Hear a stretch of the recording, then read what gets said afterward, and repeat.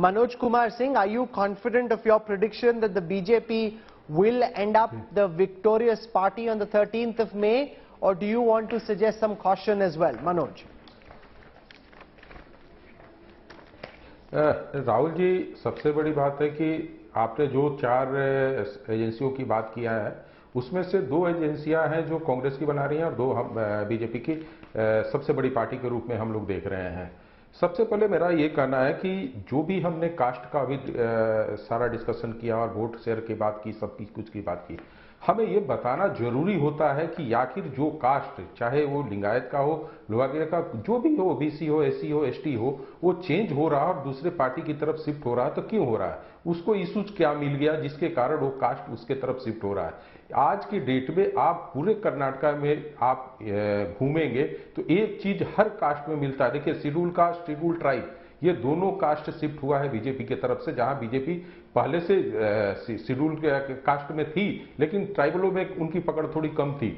जहां तक बात है कि हम सेंट्रल मैसूर की बात करते हैं, वहां पे बीजेपी की अपनी पकड़ बनी हुई है और मैंने क्या कहा, डे टू डे मुद्दे बढ़ते जा रहे हैं।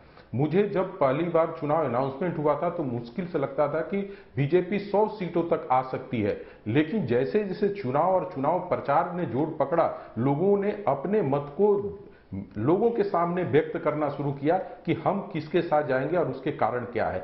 लोगों ने डेवलपमेंट देखा, प्रधानमंत्री के काम की बात करते हैं लोग, साथ साथ मैंने क्या कहा कि कांग्रेस कहती है कि भाई आप डेवलपमेंट पे क्यों नहीं बात कर रहे हैं।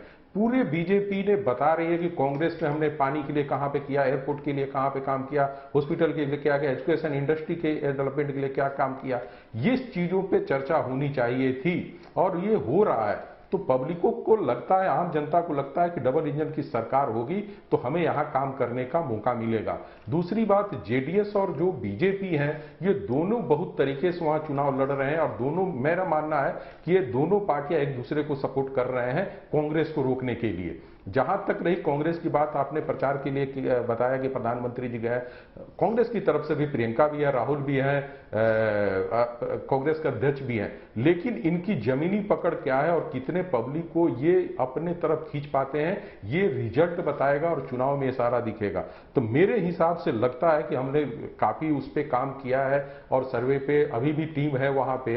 आपके पास यदि अभी सुविधा होता तो मैं दिखाता कि लाइव में आज के डेट में और कल के डेट में कितना डेटा में चेंजेज आया है।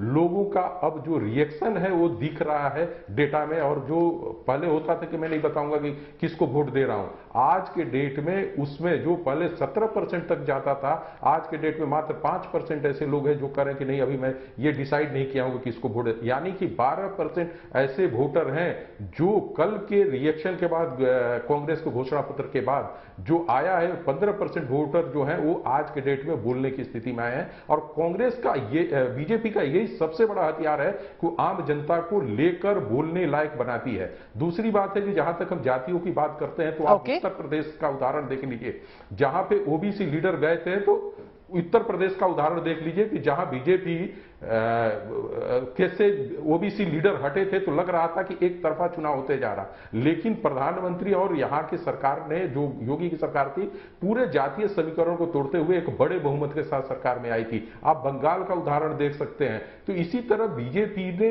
ओबीसी, एसटी और सारे जातियों के उन समीकरणों को हटाया है, उनके लीडर्स को समाप्त किया है। आज के डेट में लिंगायत का पूछिएगा कि लीडर कौन है, बीजेपी के पास भी है और बीजेपी उनको साइड करके Sanjay Kumar, before I wrap up, your sense of whether the die is cast, the decision is made, or do you think there could be a last over change?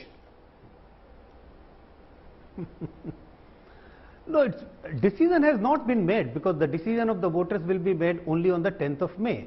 So I would not say the decision has already been taken. I think things would change slightly this side or that side.